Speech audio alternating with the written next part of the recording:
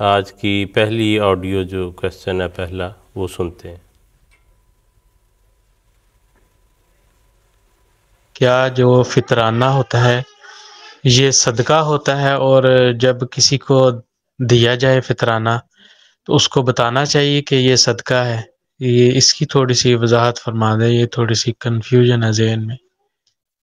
جی منصور صاحب۔ جزاک اللہ۔ اصل میں مجھے لگتا ہے کہ تھوڑی سی یہ غلط فہمی ہے کہ فطرانہ ہم گویا کہ خود ادا کر سکتے ہیں، تو یہ بنیادی ایک ایسی چیز ہے جو بعض اوقات غلطی سے یہ سمجھا جاتا ہے کہ جس طرح فدیہ آپ خود کسی کو دے سکتے ہیں، اسی طرح یا صدقہ آپ کسی کو خود دے سکتے ہیں، اسی طرح فطرانہ بھی آپ اپنے طور پہ اپنے رشتہ داروں کو، غریب رشتہ داروں کو دے سکتے ہیں۔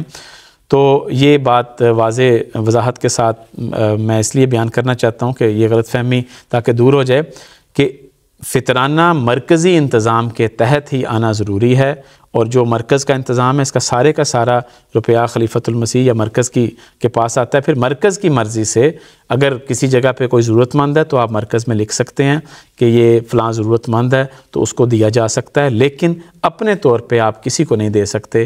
فطرانہ ہر صورت میں مرکزی انتظام کے تحت تقسیم ہونا ضروری ہے۔ جی ٹھیک ہے، جزاک اللہ۔